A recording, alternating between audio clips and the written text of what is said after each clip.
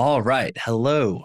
My name is Shane Driscoll, solo metal artist, audio masochist, and your unlicensed riff therapist. And today we're going to be taking a look at a mix for one of my songs, Bring Me Low.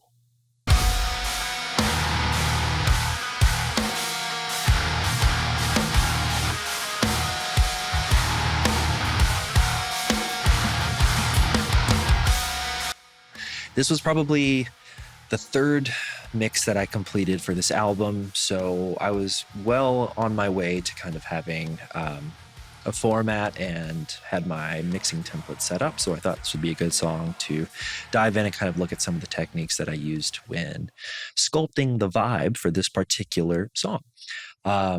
So I haven't opened this session in 6 months, so it's probably pretty ugly. You're going to see exactly how I closed it when I bounced it out to send off to mastering. So we could see some redundant plugins. We could see some weird stuff, but we're gonna explore this session together. So without further ado, let's take a look. So, Bring Me Low. This is a song that I actually originally wrote the main riff for during COVID back in 2019. And it was very much Leprous inspired. Their album Melina, I think I'm saying that right. And I was essentially trying to take a heavier approach to some of the vibes that they were putting down on that particular record. As we're taking a look through this mix, you will definitely see some techniques that I have learned from other great engineers like Adam Nolly Gitgood, Andrew Wade. And what I do typically is I'm always mixing into a template that I have created for this album. So actually, I created this template for my first album and then iterated for this, changed a lot of techniques. Because on the first album, a lot of the guitar tones and drum tones were all very similar. I was using the same guitar, the same tuning for just about every song. This album, I changed tunings a lot of, probably I'd say about every other song. And I was definitely trying to create individual vibes for each track as well. So let's take a look. Let's start looking at my master bus. So this is actually a plugin here that I use when I'm mixing in headphones. It's great. It's essentially a plugin that will create you a flat EQ curve so that when you're mixing in headphones, some of the idiosyncrasies of your headphones won't play into a lot of the EQ moves that you are making. So Sound Reference ID, it's a great plugin. I definitely suggest it if you're doing a lot of headphone mixing. I'm going to take that off for now because it's not really affecting anything that we do. I do something that you could potentially think of as top-down mixing, but not really. It's more of a reverse funnel. Everything is being filtered through a series of buses. So for example, my snare bus is feeding into my drum bus, which is feeding into my instrument bus, which is then feeding into my master bus. And there's processing on every single step. And that is going to help kind of create the glue of the mix itself. Okay, so everything on my master bus is going to go through 4 plugins. I actually mix into a limiter that I've got crushing pretty hard here, and that is essentially to cut down on the peaks of the snare drum hits, and it's going to emulate what's going to be happening in the mastering phase. Now, I definitely will disable this when I send it off to be mastered, but while I'm mixing, I at least want to emulate the loudness and the type of limiting and compression that's going to be happening in the mastering phase, because otherwise I'm not really going to have an idea how my snare drum in particular is going to end up once it goes through that final phase of processing.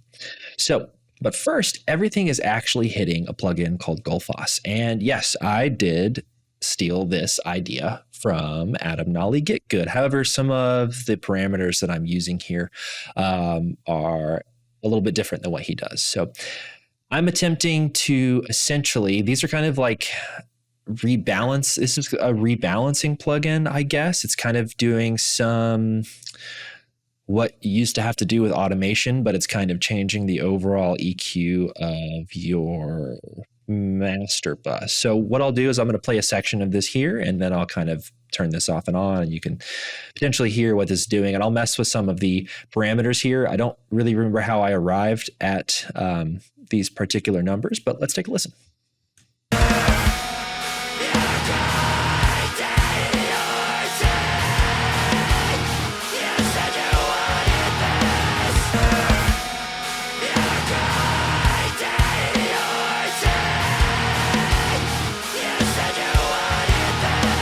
So fairly subtle, but you can see it is doing some rebalancing here, particularly down in the low end, and I actually have it not reacting to anything above about 10K, but it's essentially just meant to create an overall smoother effect on the master bus. Let me get a larger section.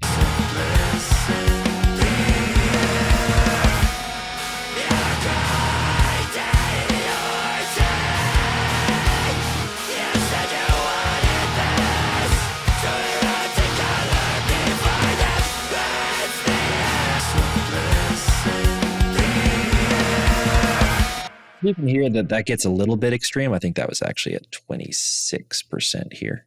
But that is going to be the first section. Then actually that is going to immediately feed into some tape saturation here. I've got it on the 30 IPS mode. Let's see. I don't typically adjust this too much. I just kind of throw it on there. You can see I haven't even adjusted the input or output, but what it does is it very much is going to add saturation and fatten up the low end of the mix.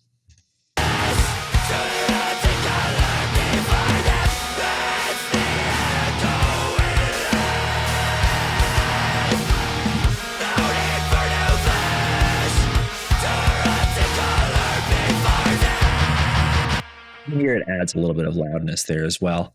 And then finally, it's going to be hitting a limiter. So like I said, the limiter is essentially shaving off mostly snare hits. I am doing something on my drum bus that is pushing my snare to the front of the mix, as well as some of the processing that I'm doing on the instrument bus, which is doing some overall compression to allow the snare drum to leap out in front of the mix as well. So this tames that, and it allows it to remain pleasant while you are listening before the mastering phase as well. So let's check that out. Let's actually select a bit of a heavier section here. Let's see.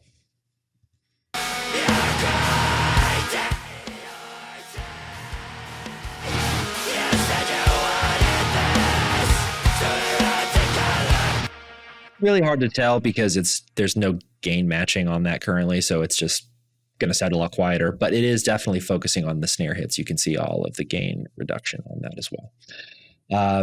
And then I'm actually going into an instance of Soothe, and I use Soothe all the time. And I know people will probably crucify me for wanting to put Soothe on my master bus, but I do find that especially with some of the sub-ear frequencies and kind of the upper mids here, it does definitely help keep everything in check. So let's A/B a little bit of that as well.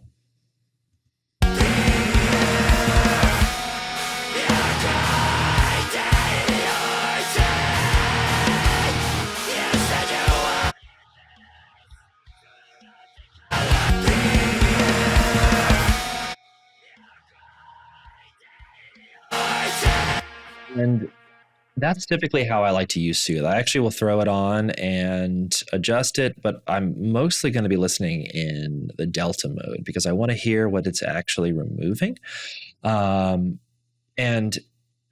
while it's a little heavier handed here, typically when I'm using this on guitars or cymbals, as soon as the noise that I'm bringing out or removing becomes musical in a sense, once I can tell what the instrument is, whether I can discern cymbal hits or I start to be able to understand, perceive the articulation in the guitar, I typically know I've gone too far. So it's really just a way to remove unwanted noise. And this is something, if you're not using it, I definitely suggest getting a demo if they have that, or just outright buying the plugin. I think it's great. I think it will definitely change how you EQ. I don't think it is a replacement for having to go in and notch everything. I still think, doing the kind of search and destroy method for especially higher frequency nodes in vocals, guitars, cymbals, I think doing that by hand is still very important, but this does a really good job at reinforcing that as well. So I can show you kind of messing with the depth here, what I mean when I am saying that I'm trying to only pull out information that I just don't think is useful.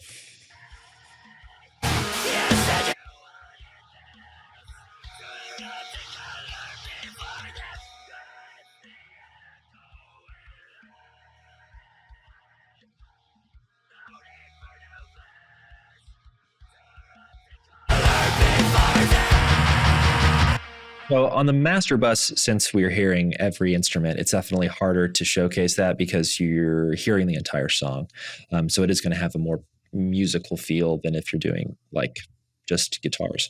But I do think that it is removing, especially in this kind of upper mid range here, sort of this effect that sounds like you're kind of cupping your ears, sort of like you're listening to the song inside of a Coke can or something. There's sort of this tinny, mid-rangey honkiness that this is going to be removing on your overall mix. So next, let's look at the instrument bus. So the instrument bus, there's quite a lot of processing here. You can see I've got some automation for just some little tricky things that I do later in the song. But if we're looking at just the actual processing for the song itself, first of all, it's going to be hitting an instance of the virtual mix rack. And this is doing a few things. So first, I'm going to be actually doing some boosting at around 1.8K, or sorry, 6K. I have terrible vision. Slight boost at just under 110. And then I'm actually pushing that into kind of a silky lift here at about 12K. I think this is a big part of what's going to bring out the articulation in the cymbals as well as the vocals.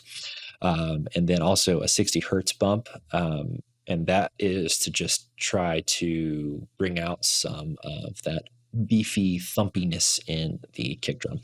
And then I'm going to be honest with you guys. I accidentally boosted this to +3 and didn't realize I had done that and mixed through it. And then I was just too scared to move it. So you know what? The trimmer is at +3. Do I know why? I don't, but we're not going to change that. So let's actually just take a listen to that section, that same section of the song, and I'll turn all this off and on. You can hear what all that's doing. Or actually, I'll go one by one here as well. I'll turn all these off and then turn them on.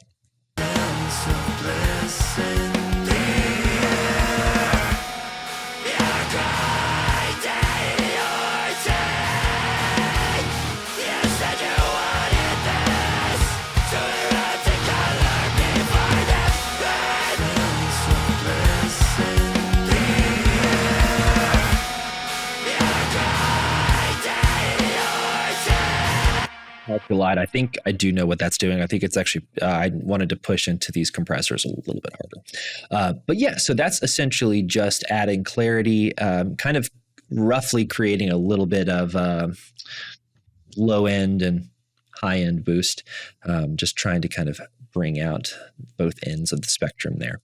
So this is one of the more important parts of the entire mix, actually. So this is the FG Gray plugin, Slate Digital, and it is, total honesty, this is something I did rip off of, again, Adam Nolly Get Good, because I love his mixes. And what this is doing is this is actually reacting primarily to my snare drum hits because there is a high pass filter that I have at 61 hertz. So this is not going to be reacting. It's actually ignoring the information below 61 hertz. And you'll have to kind of adjust your attack and release and your threshold to fit your mix. But overall, what this is doing is it is going to give the listener the perception that the snare drum is leaping out in front of your mix. So let's actually take a listen to this. It's going to be ducking the entire mix, but on snare drum hits. And I'm looking for typically about -3, about 3 dB of gain reduction on the snare hits and somewhere between 0.5 and 1 dB on the kick, depending on what you're doing. If you end up kind of having too much pumping, you might want to adjust those parameters, but it is definitely meant to allow your drums to create a little bit of mix glue there.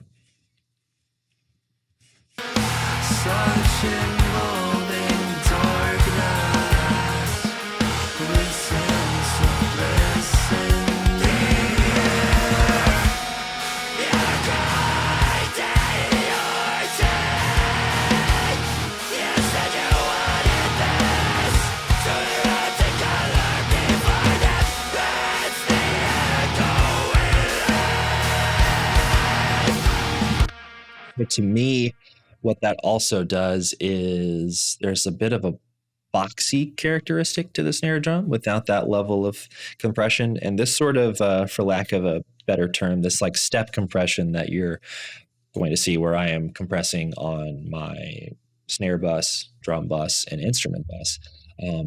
What you'll find is that kind of layered compression, it definitely is going to affect the characteristic of the snare drum in the sense that you might not have to do as much sculpting on the individual tracks. Something about the way that it's going to be pumping and squeezing everything together just creates a more desirable effect.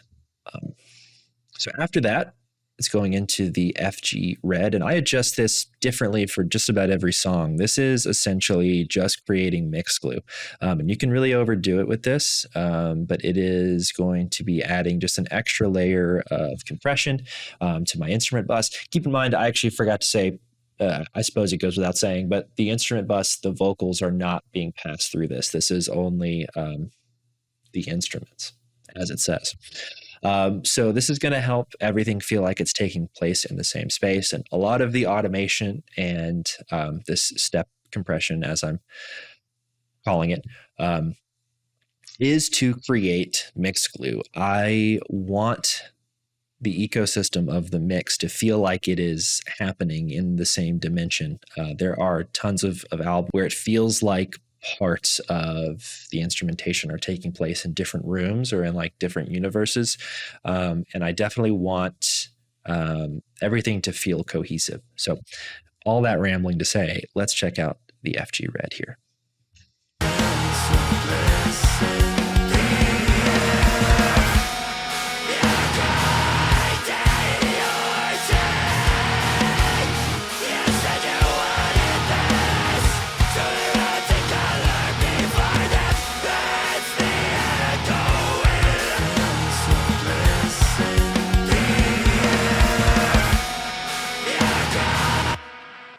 As you can hear, it just creates a little bit tighter of a sound. Everything is a little more glued together, and it's only at about 40% at the mix. And if you push that too far, it definitely squashes everything, and you end up with just kind of a metal song soup. And we don't want soup.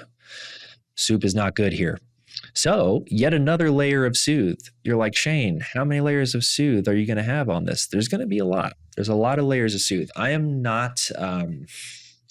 I don't know that I'm heavy-handed in mixing, but I'm not light-handed. I'm not afraid to throw a bunch of plugins at something to get my desired effect. I have no principles. All right, so let's take a look at what Soothe is doing here. Similarly, it's affecting the low end, and it is affecting... It's like I've got a big peak around here at about 4K.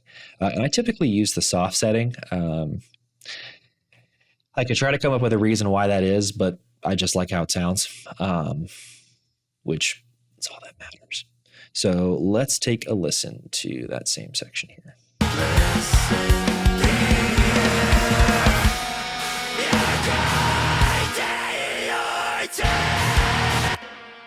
Probably should have muted the vocals there, but as you can see, it's barely doing anything. It's probably not even audible, but you know what? We're going to say it. It has a nice big effect on everything. Let's talk about my drums. So if you're making metal music, your drum mix is going to be honestly probably the most important component of your mix.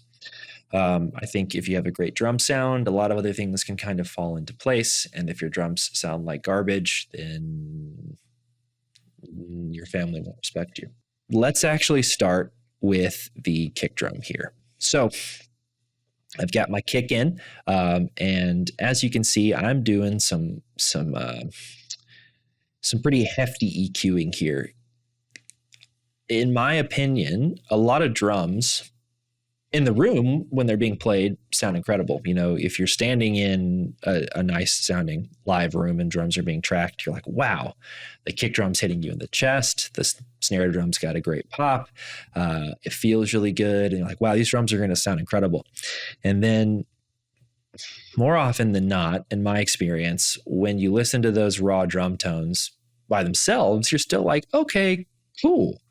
Then you try and pop those raw drum tones into a mix and you feel sad. There is an intense sadness inside of you that grows larger and larger with every passing moment. So what I've found in metal music is that you're going to spend a lot of time really pushing things as far as your EQ, your compression, and then shaving some of that back. But in order to get a desired effect, sometimes kind of at the ground level on your individual instrument tracks, you might have to do some experimentation, or you can try out this EQ curve here and see how you feel about it.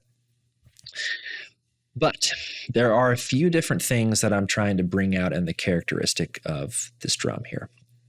This kind of 150 to 250 range is just really ugly.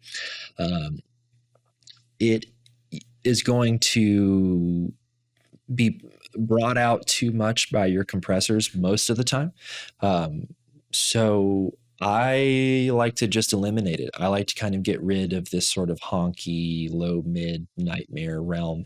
And then these two sections up here are essentially kind of the slap and the click. On my first album, I felt like the kick drum was missing mid-range. I felt like the overall album was missing mid-range, had a very kind of scooped sound to me. So I felt like I was missing the mid-range in the kick, the guitars, as well as the bass. And I very much hopefully didn't overcompensate, but I wanted to bring out those characteristics in this album. So all right, enough rambling. Let's actually take a look at what some of this is doing. There is also a high shelf, and then I am removing some information around 1.5K and 6.2 as well. Let's just kind of check some of that out here.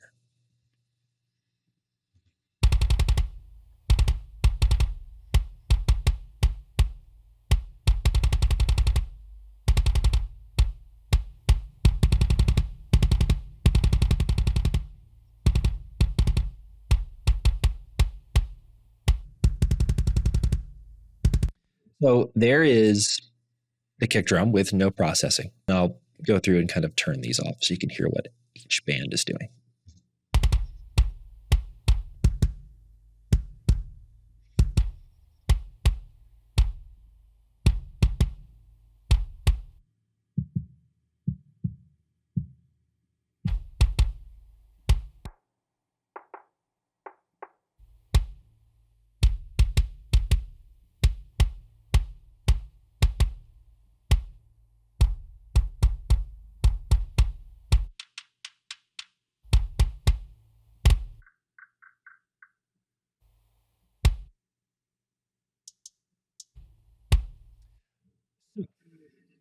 I know I kind of went through that quickly, but this is kind of the most important thing to carve out. I think that this is going to have the most impact on your kick drum here. Now, this is kind of a knocky sound, and this is going to be kind of reinforcing some of the mid-range, kind of like 500 to 900 on the bass. And I really tried to have a tight relationship between the kick drum and the bass drum on this album.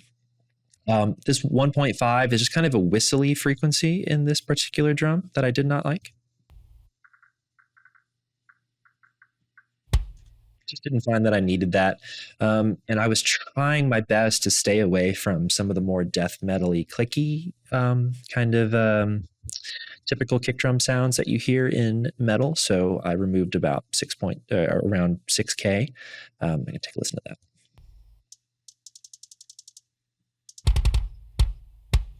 And then just gave it kind of an overall shelf here. But all that's being pushed into the virtual mix rack. So here I'm actually pushing through the Revival, which I guess would be considered kind of an EQ. It's got like a low end and a high end boost into some saturation as well as an opto compressor here. So this is going to give you this very silky sound on the high end of your kick drum, but it can get really powerful really fast. So let's just kind of check out what that's doing.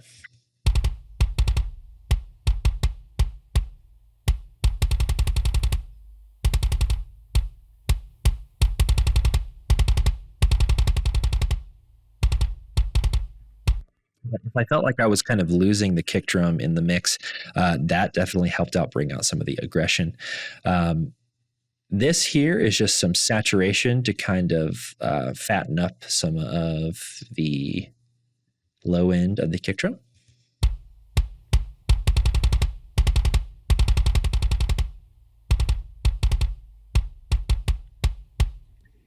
Also just overall kind of taming everything as well. All that's being pushed into an opto compressor where we're at a speed of about 3.7, ratios 10:1. So I'm really pushing this hard. It's on the aggro setting with a mix of about 100%. Let's check that out.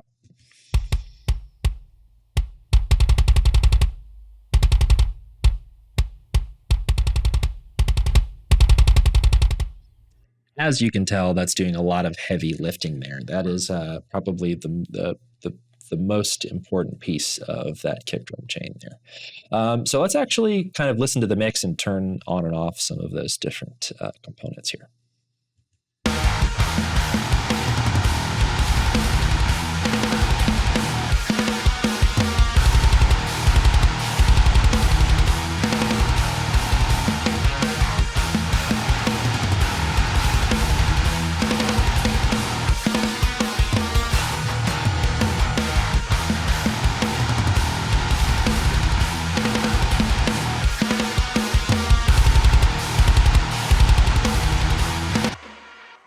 With this, you could hear that it's kind of getting lost in the mix. This is going to help bring out some of that shimmer. This is just kind of taming the overall character of the kick drum, and this is definitely doing a lot of the heavy lifting, keeping all of the EQ moves in check here. So without this at the end of your chain, these moves are going to sound insane. So kind of doing, this is, gosh, almost 10 dB of a boost there. And I think that unless you have something controlling that at the end and kind of taming those different characteristics, the unique profile that you're sculpting here that you think is going to give you this cool, unique kick drum sound is going to end up kind of just sounding overwhelmingly bad. So let's actually take a look at the snare bus as well. So actually, no, let's start at the individual level. So I have two snare top signals here, both of which are hitting the VMR with the FG73, which is just creating some saturation and shaving off peaks. And really, I'll adjust this. You might have to adjust your clip gain as well, but it's really just, I'm looking to see this light come on. There's no real science behind why I'm doing that, but it is definitely fattening up the stick attack of your snare drum, so it's not too pokey, kind of leaping out in your mix here. Looks like I was going to do something, and I was like, you know what? Nah, we're not going to do it. Snare 2, we have same thing here, and then this is actually the Saturn trick, which I also stole from Adam Melly. Get good. Are we seeing a theme here? And this is to reduce cymbal bleed in your snare mic, which we all know if there is a hell, it's just going to be you trying to get bleed out of your shells and your drum mics. So let's see. In particular, let's actually solo this out here. And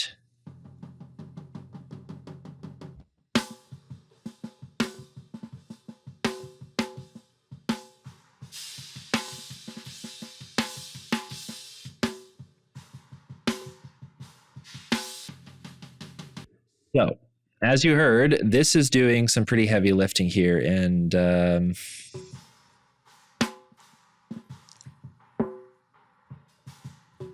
essentially what's happening is this is being affected by the dynamic band here, and all we're doing is we're just cranking this down as far as it'll go, and it's right about just shy of 1K. And if we turn this up, there's all your cymbal bleed. But if we crank that down, magic, it's all gone.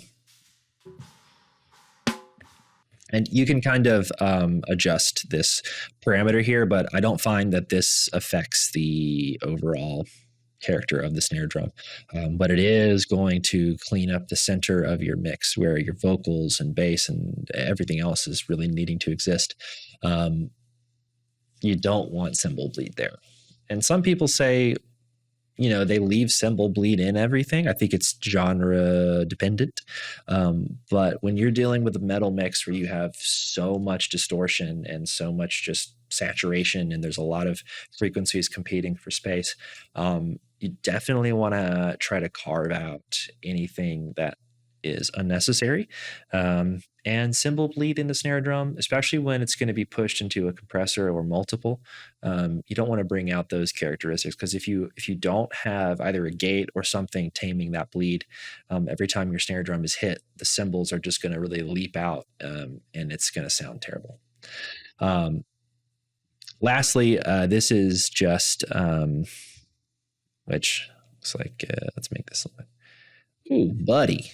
Ooh, buddy. So this is really meant to kind of just tame some of actually taming a lot of things in this snare signal here.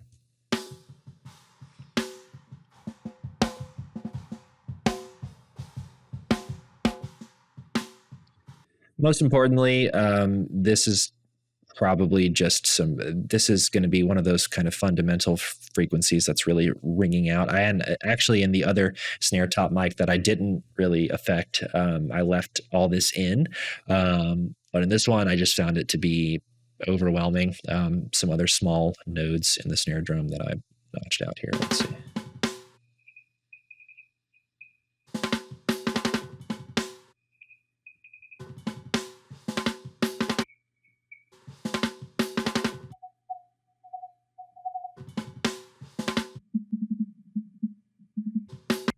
And that actually is the fundamental frequency of your snare drum. And that definitely will get brought out in a mix. So you often want to tame kind of that section of your snare drum as well. Now, if we look at the snare bottom, this is just an EQ, and it's really just to kind of similarly pull out some of the information that I feel like is affecting the overall sound of my snare drum too much. And I have this pulled down quite a bit here. I don't use if you are familiar with my mixes, you probably noticed I don't put a ton of snare bottom in my mix, which is probably just a modern thing. Maybe I'm jumping on some sort of metal bandwagon and I don't know that I'm part of the problem. And in 10 years, people will listen back to this era of mixes and be like, man, they really didn't like snare bottom. But anyway, I didn't use a lot of it. But what it sounds like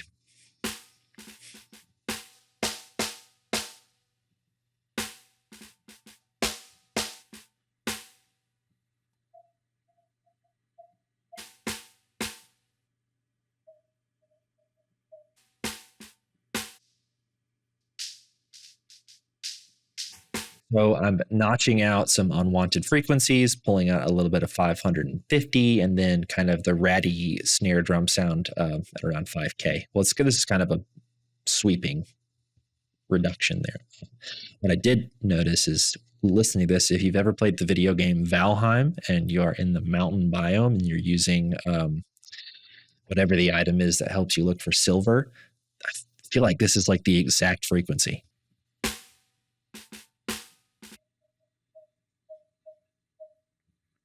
Anyway, my brain just caught that while I was doing it.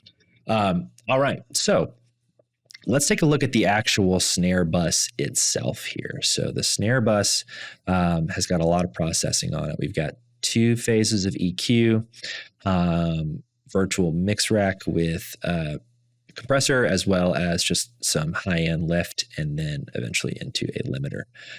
So let's find a section here.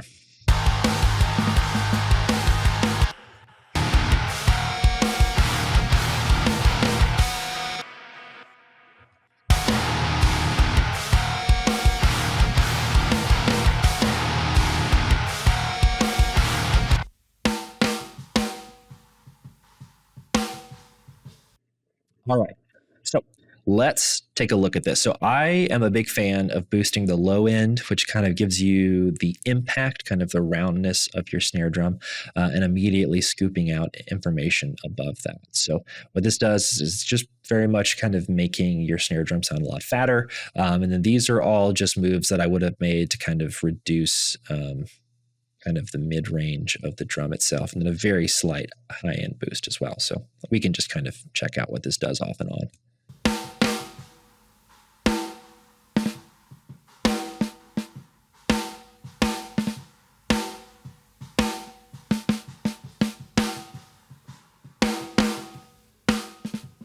It immediately goes into, which looks like I was not feeling some of those cuts there. A second phase here where I think I was wanting to bring out actually some of the ring back into the drum, because I wanted it to have just a little bit of that, tinny sort of, I don't know if tinny is the right word, but just a unique characteristic.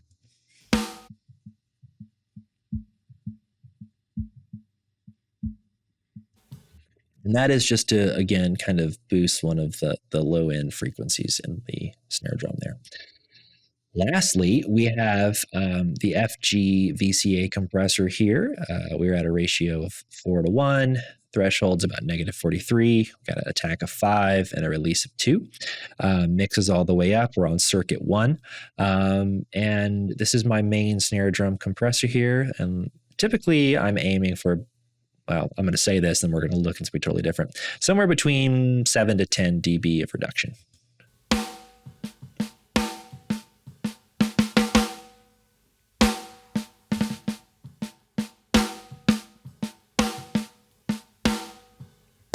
Really gives the snare drum some aggression. This is the custom series lift again, and it's on the present or the presence setting, and I'm pushing it to about 6.8.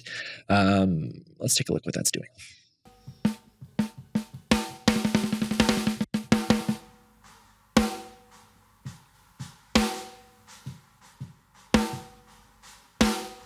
Definitely brings out some of the kind of Slipknot sounds, some of that, which I love. So I definitely wanted the snare drum to have a little bit more life on this album, because the first album, it felt just kind of choked to me. So let's actually just check that out in the mix.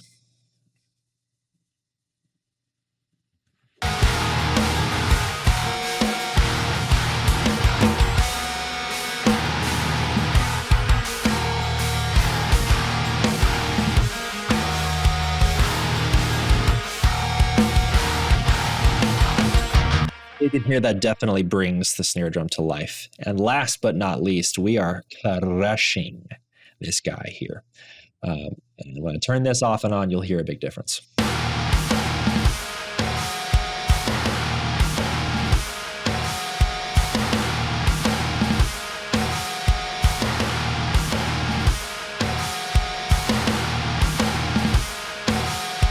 You're like, Shane, what the hell? I know, but it works. All right. Moving on to toms here. Toms, I fight with, guys. I really fight with toms. I think toms, when you hear them in the room, like I was saying, they can sound incredible. And then you hear them recorded, and they are the most egregiously hideous instrument you've ever heard in your life. Um, and you're gonna be like, Shane, use this microphone, use this. I've tried everything from 421s. We used Josephson condenser mics. I've tried everything. Um, Source tone is important, of course. Never would argue that. But toms to me take just a metric ton of work to get them to work in a mix. And someone's probably watching this and they're like, well, that just means you're bad. Maybe. But let's take a look at what I have to do to get toms to work in my mix. First, let's just listen to the toms.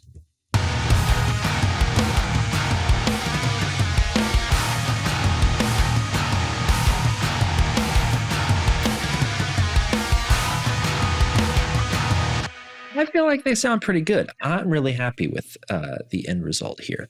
So if we take a look at the individual toms, let's start with tom 1. All these are going to have a pretty similar profile of Pro Q3 into Pro MB because I am a user of FabFilter and I will go to my grave using FabFilter. So let's check out what we got going on for this first tom here. Actually, let's just solo out all the toms in here.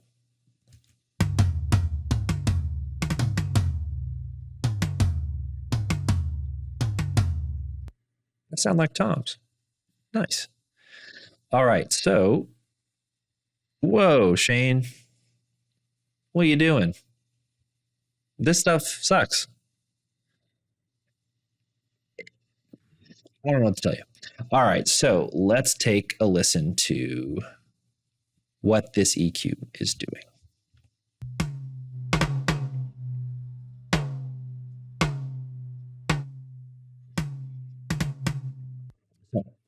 I'm moving and shaking on the trash here because there's a lot of it. So I am very much going the reductive route. Reductive?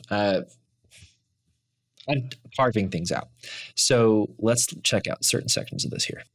Obviously, some of this information is useful. We're going to get to that here in a minute. But overall, I am carving away, especially anything low end. You don't need toms, especially floor toms. Well, it's a fine line between cutting off low end, but allowing the drum to have impact and having it kind of overwhelm your mix. So similarly, it's going to go into Pro MB, and this is just to help deal with some of that low end fall off here.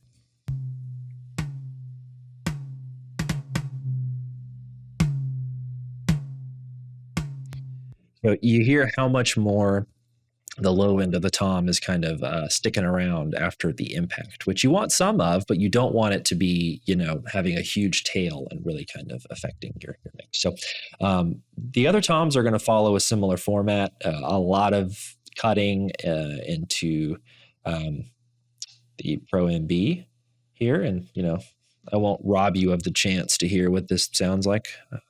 Let's see.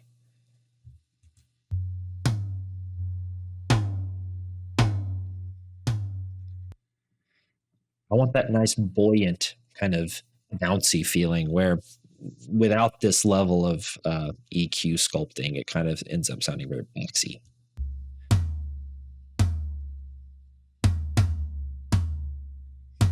I'm bypassing the wrong plugin.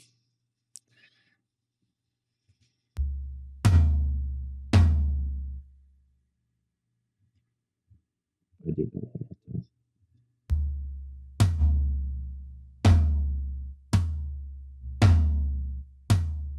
Big difference there. So let's check out just what these are all doing together. When they hit the tom bus, they're going to be hitting a limiter. Again, squashed.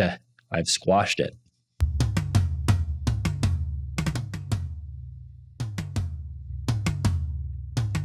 Into a transient designer, which, yes, there are two transient designers on this because sometimes you just end up fighting and throwing stuff on there and trying to get what you want. So again, I was trying to maintain some of that low end, but also reduce the sustain of the drum. So I've got that cranked back pretty far here. Let's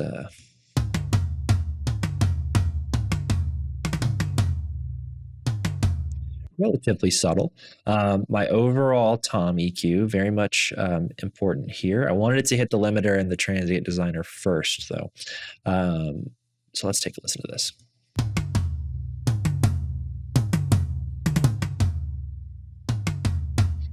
This just allows it to feel like it's happening in the same space as the rest of the instruments. I feel like with that off, the toms are too upfront. They're too alive, and I need them to feel a little muted. Into another transient designer, where I am reducing both attack and sustain here.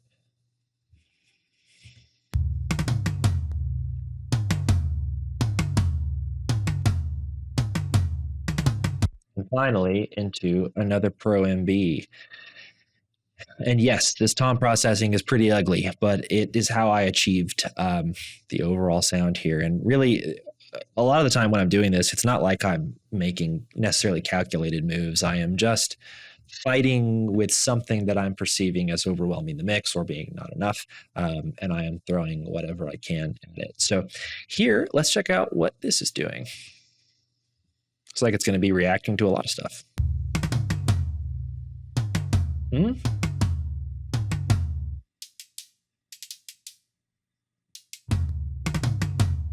Actually, it looks like it's really just focusing on the high end here. Looks like these thresholds are not being met. So let's actually turn everything off and see what it sounds like without everything and slowly turn it all back on.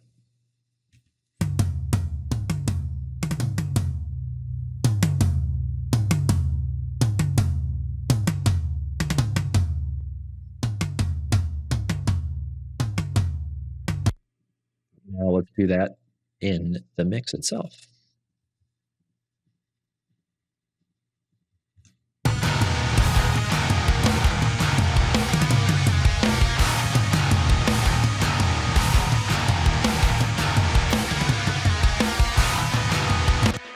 So you can hear it just kind of helps pop those toms into the frequency range where they are supposed to exist. So moving on to cymbals here.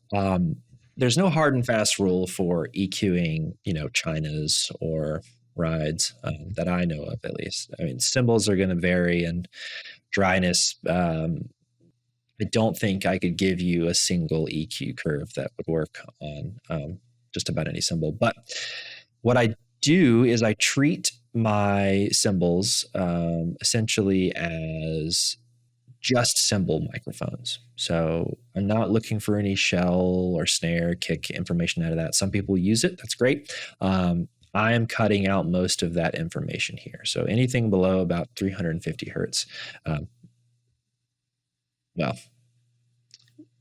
around that range. I'm not looking for. And I'm also reducing the harshness of all of the attack of my cymbals to cymbals. I always think of, if I don't do this, they end up sounding like those B8 cymbals, which if you use those, no offense, but they are Sabian cymbals. It was the first pack of cymbals I ever had, and they are like this thick. And without this reduction, cymbals can kind of take on that quality to me, and I just don't love that. So all of my individual cymbal tracks, so ride, China, stack, overheads, they're all being fed into my cymbal bus. And you can see on my grid here that I end up kind of going through and sometimes cutting out sections where there aren't any ride or stack hits, just because some of that information I just don't really need, and I'm getting a lot of the cymbal information from my overheads. So let's check out what is initially happening with this EQ curve here.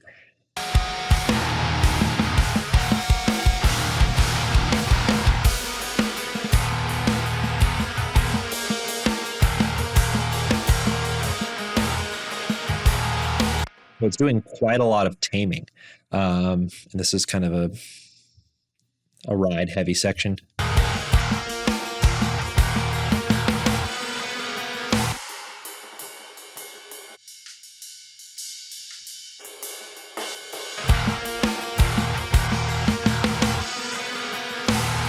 I just find that information to not particularly be useful. This is to further control any low end that's not being dealt with by that Pro Q3. And then also kind of just flat out trying to pin some of that high end information here. So let's go back to this section here.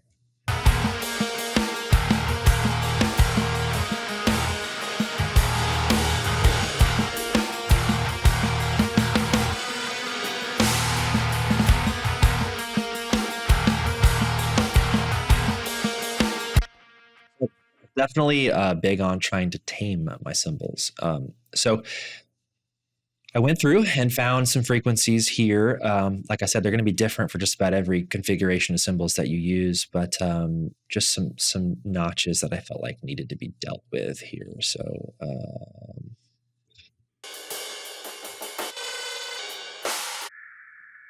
that actually reminds me. I did not track these drums on this computer. This is a new addition to my arsenal. I was doing it on my previous computer, and we were having some issues on the day that we tracked this album. But what we did get was this cool little sound effect. What we did get was this cool little sound effect, and it's just like some artifacty weird stuff. I don't even really know what happened, but it happened to be in the same key as the song. So I kept it. But let's check out some of this information here that just sounds not great.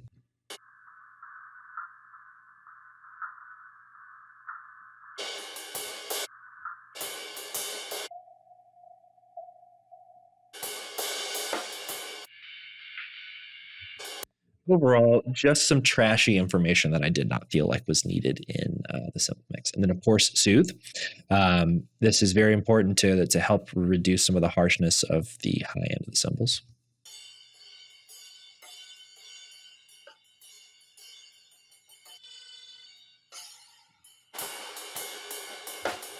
Definitely plays a big role in reducing a lot of things that I might just not think to take out, but once it's gone, you don't miss it. And then just this is sort of to help with some of the just overall smoothness of the cymbals. Moving on to the rooms. So the rooms are actually just a sample. I record everything here in my basement. The drums are set up in a small room right behind me.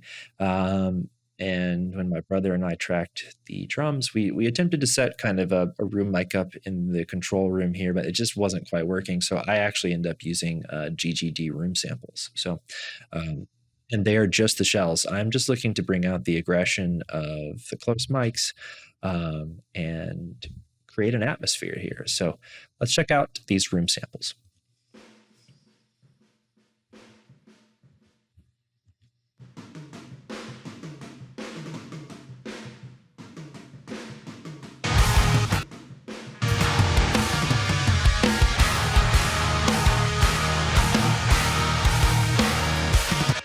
So it definitely brings some life to the drums here. Let's go to an earlier section.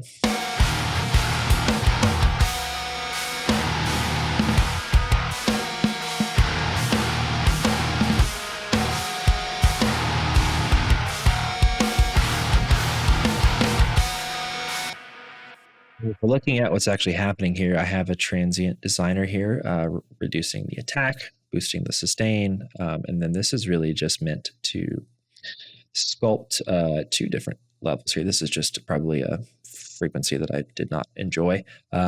Capturing kind of just the mid-range of the drum rooms.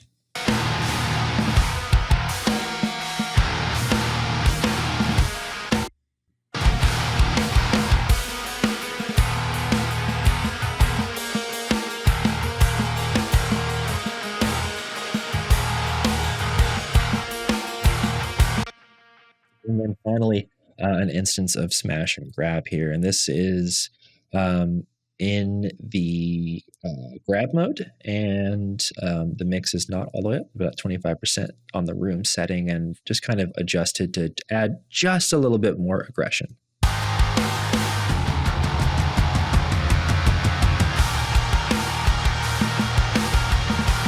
And as you can see, it's not doing a lot, but really, I found when I was compressing the rooms too much, it was just adding too much of a trashy sound to the drums itself. So those are all the individual pieces of the drums, and all of that is being sent to a drum parallel track, which is actually, I've got two levels of drum parallel processing.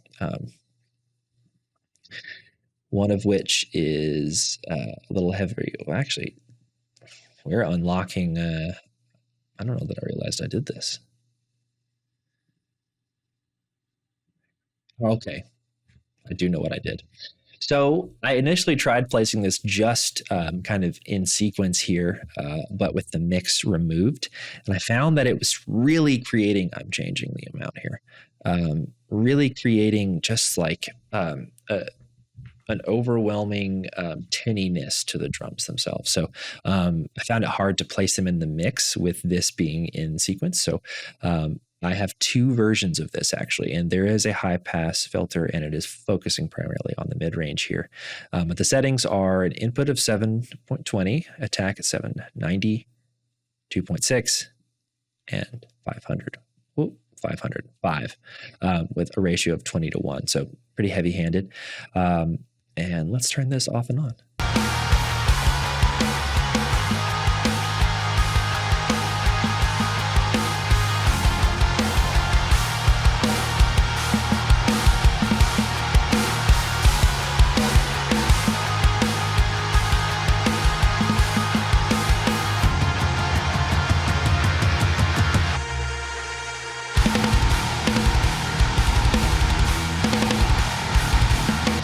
You can see it's primarily reacting to the snare drum, which is what it is designed to do. It is help. It's meant to try to help bring out some of those snare drum characteristics as well.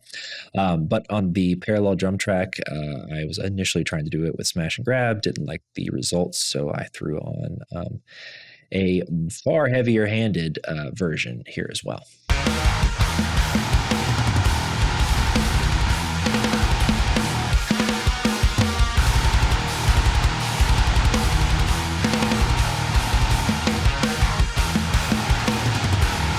And got that pulled down to like negative 29, but it is definitely helping kind of bring out some of the aggression in the overall drums themselves.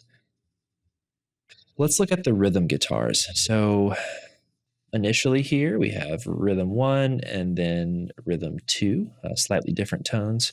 And this is a combination of the Gojira X and the Fortin Nameless X as well. So let's check out this first tone. Actually, let's just check out all the rhythm guitars together.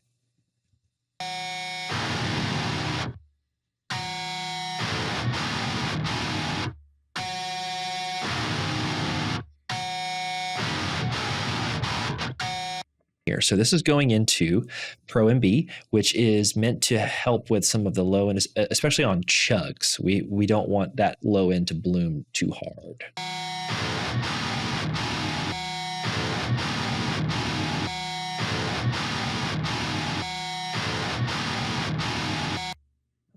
This plugin, Renaissance Axe. I cannot tell you how much of a difference this makes in the guitar tone in the mix. So this I actually learned from my friend and coworker Scott Keeklack.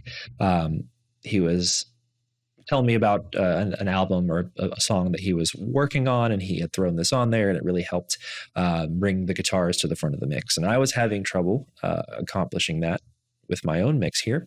So I thought, you know what? Let's throw it on there. Let's see what happens. And I don't exactly know what Renaissance Axe does. I believe it's maximizing. There's some compression, but it essentially is going to make your high end crispy and is going to bring the guitars to the front of the mix. So let's check it out in the mix itself, see what it does.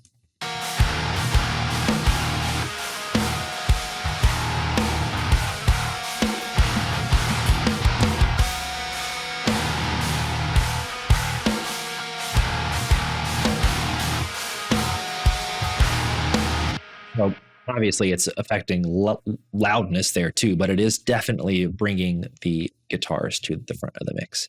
Again, soothe, So same thing. It is pulling out some of this low end information at around 80 hertz, and then helping reduce some of the high end. And I don't think that middle band active. Let's see.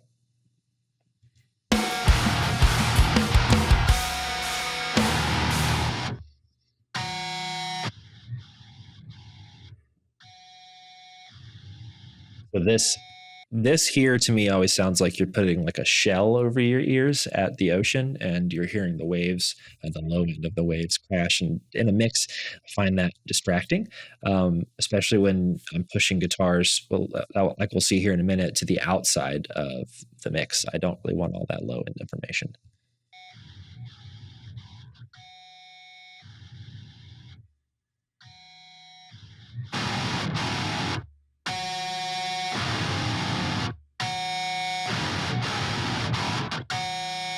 Also, just helping tame some of those higher frequencies. Um, as you can tell, I didn't want anything below 72 hertz here. And I am doing some slight low mid reduction, boosting up at around 1K, and then breaking out some of the harshness at around 4K, and then boosting just shy of 10.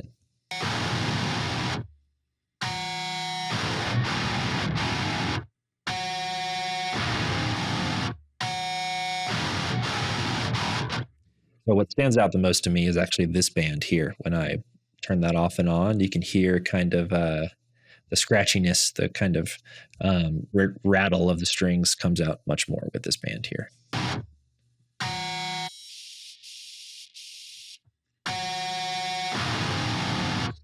And finally, into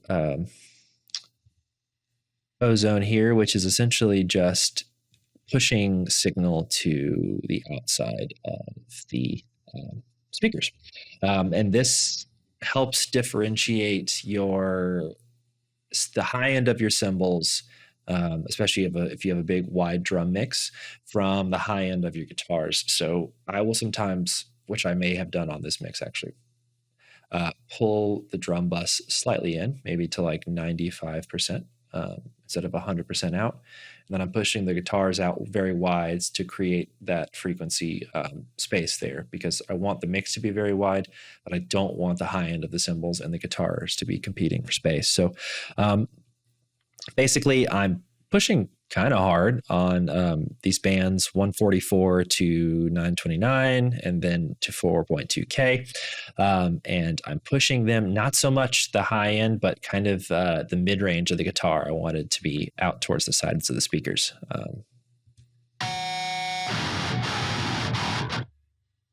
The leads, mostly these are just ambient leads, and I have done a fair amount of work to essentially I EQ'd these slightly differently to have just adds a little bit of width to the guitars as well, kind of taking the same guitar and the same not same performance, but if you're playing the same thing on both sides, EQing them slightly differently does create the effect that the guitars are a little bit wider, even though I've pulled these into about 92 here.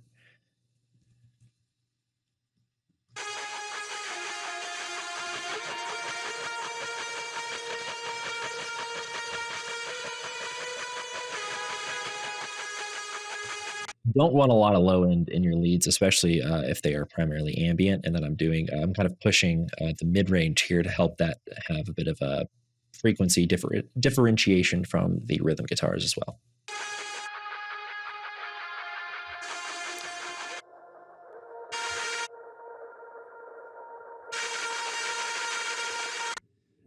Into an SSL channel emulator. I honestly don't remember why I put this on here.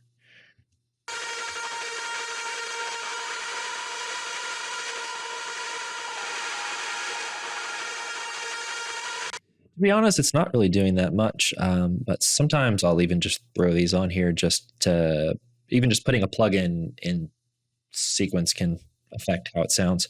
And last but not least, Soothe.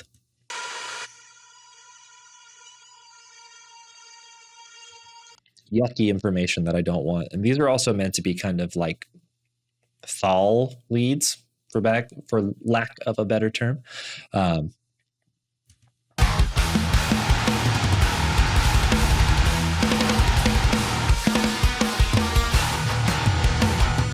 Definitely meant to try to help create some space there. I've got some acoustic guitars here.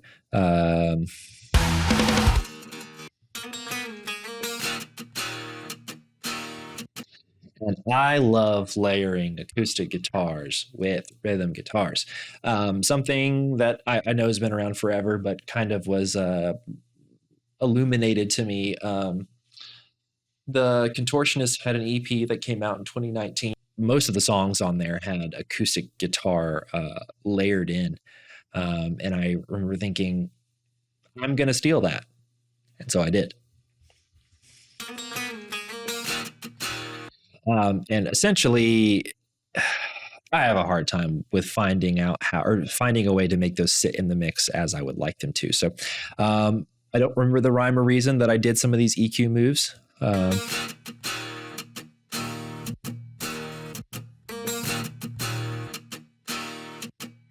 So that's really mostly just to bring out some of the sound of the pick on the strings and to remove some of the low end. And of course, by itself, it sounds better without this on. But in the mix, it just didn't work. Adding some saturation here just to kind of warm it up, and then into a compressor.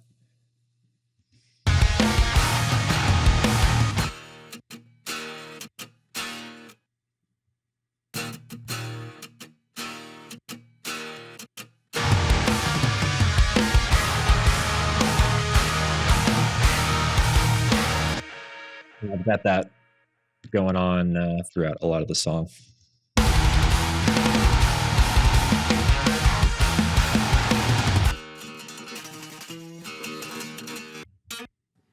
Okay, so vocals. When I track vocals, I do everything. Not only am I using a doubler, but I am triple tracking everything and then vocal lining everything together.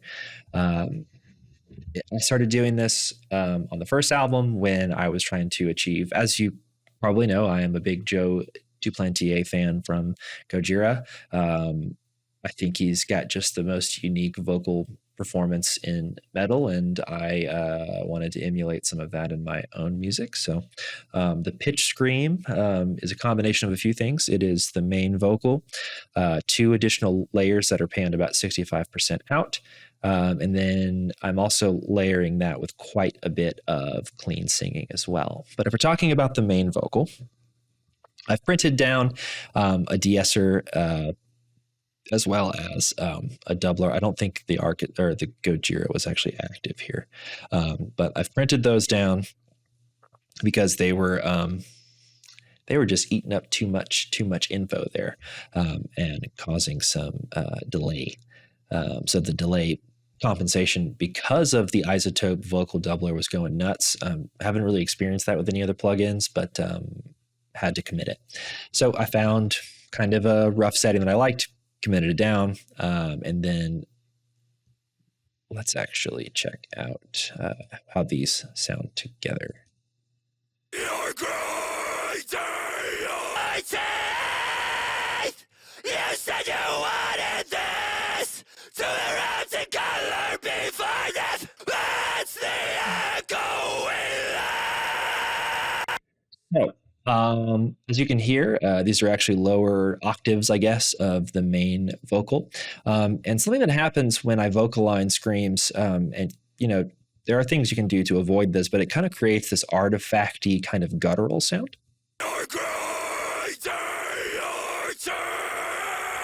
And in a lot of settings, that would be just unusable. Not this. I think it actually creates a very cool distortion effect.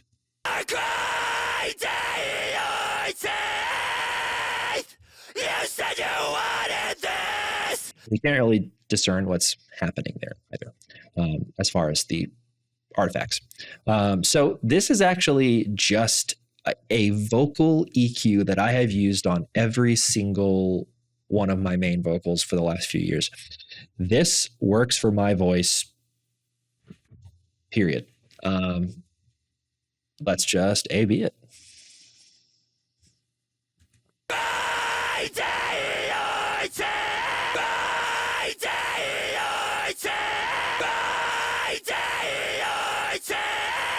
Scooping out some of the information that kind of gives it that cloudy, like I got a rag over my face, and then just some unwanted frequency nodes, as well as a pretty high shelf there. That goes directly into Virtual Mix Rack FG116. And this is the main compressor that I use for vocals here. We're at about an 8-to-1 ratio. Attack at 7, release at 7, full mix.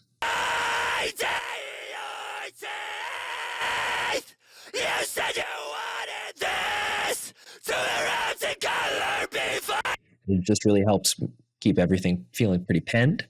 I have a multi-band compressor here that is essentially going to be taming some of the low mids and the high end.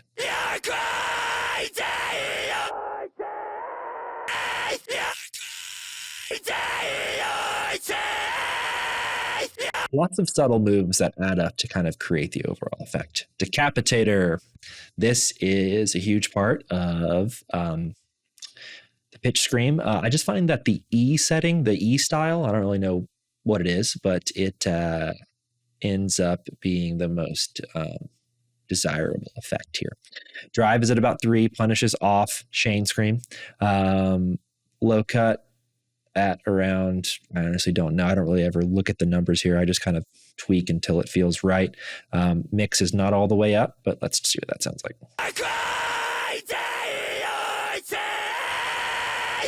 You said you wanted this to the and color before this. Just gives it that extra push that you need. A de-esser working pretty hard when you're doing all of this compression and saturation, you're going to bring out some stuff you really don't want. Let's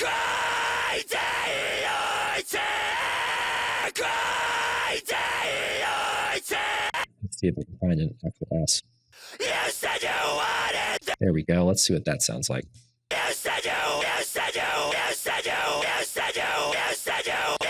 Just taming the S's there, as a de-esser does. Going into a limiter, pinning it yet again.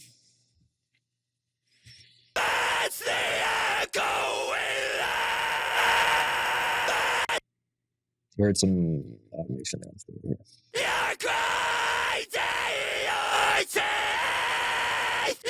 This helps push the vocals to the front as you want. Soothe yet again, big time, doing some big boy moves here.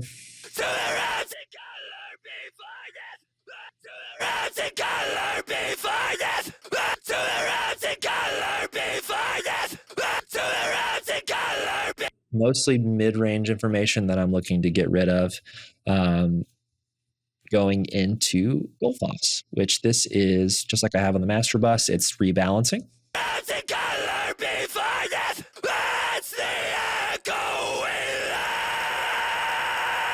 Pretty subtle, but like I said, it's all those tiny moves that end up giving you the overall effect here.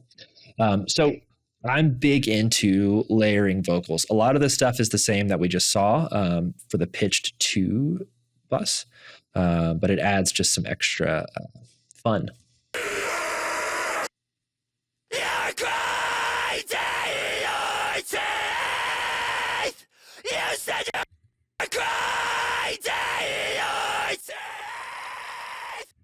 But again, some of those artifacts, but I honestly just like the dirtiness that it creates there.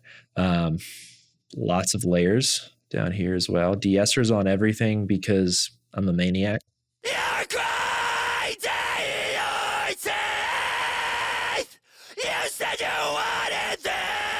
All right, the clean bus. I'm also a big fan of harmonies. Now, all of these have vocal doublers on them. And for whatever reason, these iterations of the vocal doublers were not causing any delay compensation problems. So who knows? I don't know why. I am not interested in any information down here. These are just layers and then a bit of a boost there at the top as well.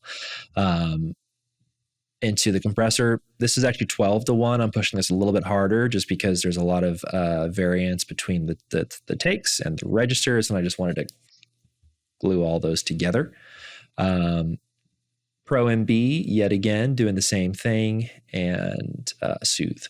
So let's check out some of these layers, kind of bring them in. You're grinding your teeth. You said you wanted this to erupt in color before death. That's the echo. You're grinding your teeth. Too much kind of nasally low end information there that I really, really don't want. Compressor. You said you wanted this to erupt in color before death. That's what's making them sound like anything. And then actually I see here that I often will do a solo clean bus that is just the it's kind of a vocoder sort of contortionist-y vola type vibe that I've got going here in the center. Let's check out some of the processing for that. This is an iteration of the same configuration that I do for my pitch scream.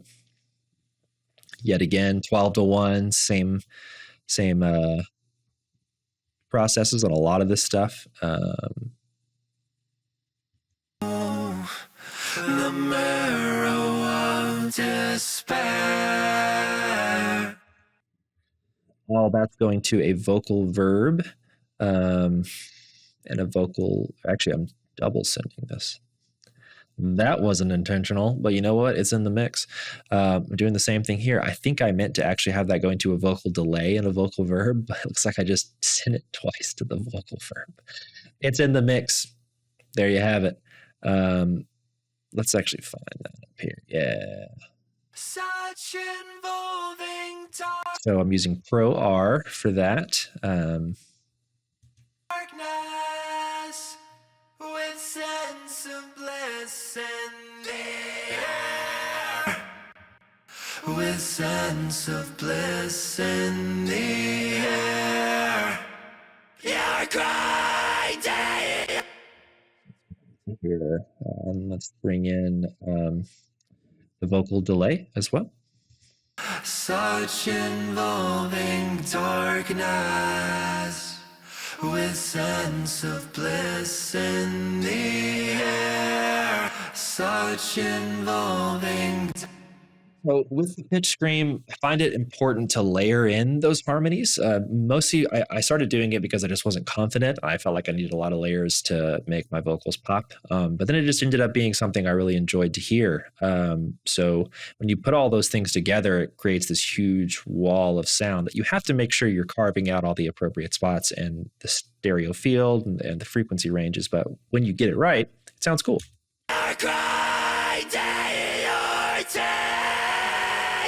You said you wanted this to erupt in color before death. That's the echo we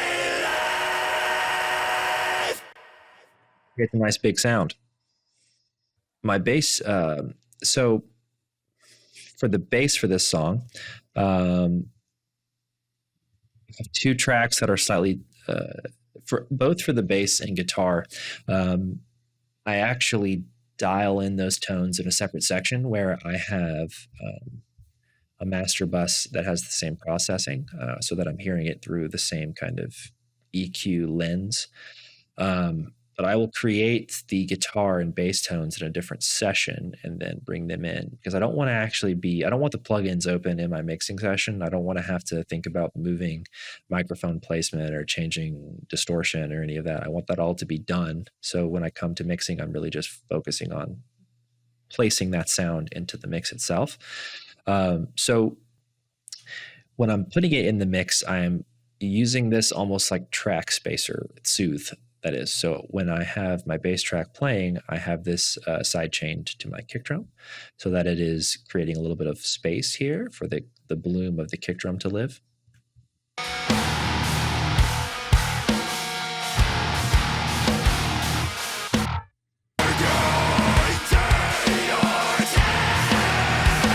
All right, the EQ on this particular bass tone, I wanted kind of a growly, mid-rangey sound.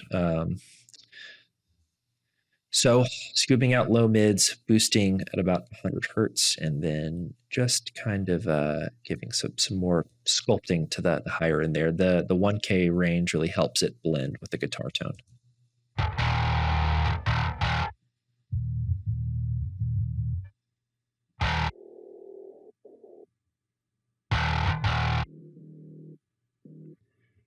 All frequency ranges here that I just felt were muddying up everything. I love that sound.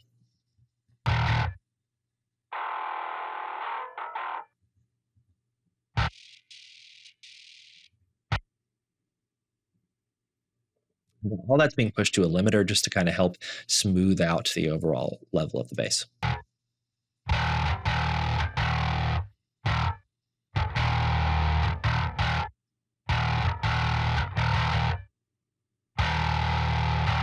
And this is just a slightly different tone here.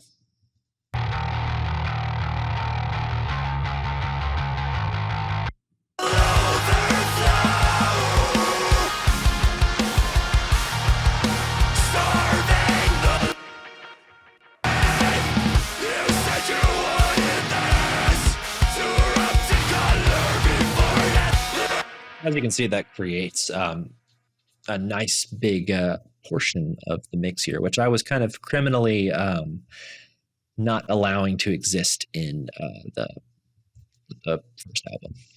So as far as the synths go, I have an EQ that is just affecting the mid range, and it's bringing it's reducing the lows and the low mids, trying to ensure that that information is not clouding the mix.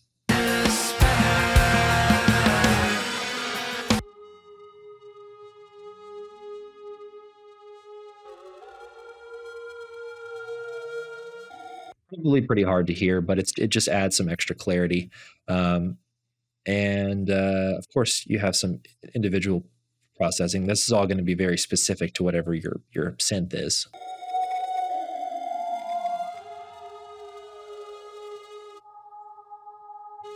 Yeah. These are essentially just meant to kind of fill out the space. I've got some more effecty type stuff going on here.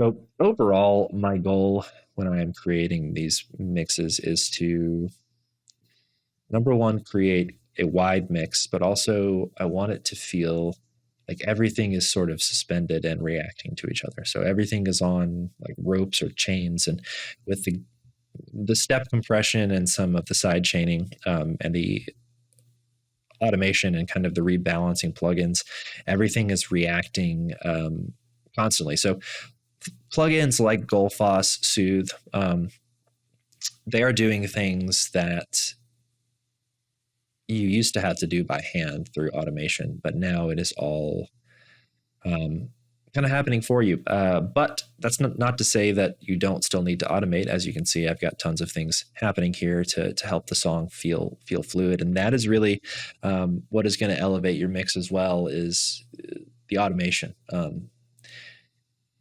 If anything stands out to you as far as poking your ear in a way or distracting you from just enjoying the mix or just enjoying the piece of art as a song, address it. I know that people always say that a mix is never finished, it's only abandoned. And I went through all of this very quickly. You could take hours and hours to explain every single choice that I made here, but I wanted this to kind of just be a snapshot that don't be afraid, number one, to try out all different types of plugins and throw the kitchen sink at things. I think especially in metal, people are getting more and more brave. I mean, there are tons of people out there doing way more heavy-handed things that I'm doing and creating incredible mixes. And I think that now is kind of the best time to get into doing this for yourself. I mean, the ease of access to a lot of information on the internet, to the affordability to do all of this now is much easier than it was in the past. And as someone who does everything alone, um, it does hold you accountable in the sense that, if you don't do a good job of dialing in your tone or tracking something, it's your problem in the future. It's you're just creating issues for yourself down the road. So taking your time, kind of knowing what end goal you have in mind is always hugely important. um, but hopefully some of this information was helpful, and feel free to reach out or ask any questions, and happy to help. Thanks.